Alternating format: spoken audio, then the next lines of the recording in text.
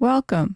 In this video, we are going to take a look at problem 52. It is from chapter 29 of College Physics 2E by OpenStax. In this problem, we need to find the velocity of a billiard ball. We know its mass and its wavelength, and that's it. Okay, so let's start with what we know.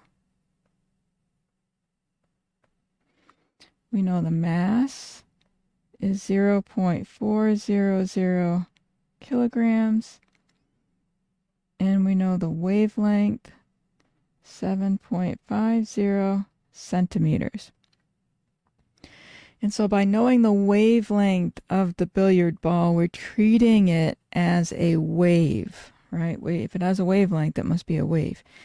And so it mentions something about interference in the problem statement as well. And so for interference, the object interacts with another object, which is about the size of its wavelength. And so interference is when two waves can add constructively to make a bigger wave or destructively to make a smaller wave. So it's a little bit weird to think of an object such as a billiard ball as a wave, but we can do it. Okay. And so we are looking for velocity. All right, so here's where we use de Broglie. And the wavelength is Planck's constant divided by the momentum. Okay. We know momentum is mass times velocity. Okay, so now we need to solve for velocity. So velocity times wavelength is Planck's constant over mass. And now divide both sides by lambda by wavelength. And so velocity is h divided by mass times wavelength. Okay, let's substitute the numbers. Planck's constant is 6.626 times 10 to the minus 34 joules times seconds.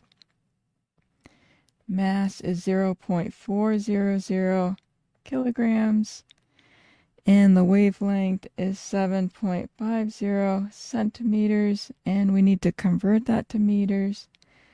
And so we can use 1 meter is 100 centimeters. Or we could replace the c with a times 10 to the minus 2. Either way gets the job done.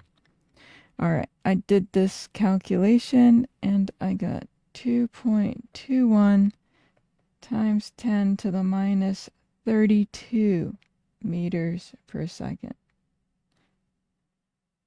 So with that wavelength, and the mass it had, that's the velocity it would have. And so it's really tiny. We couldn't really see it going that slow. All right, I hope that helps.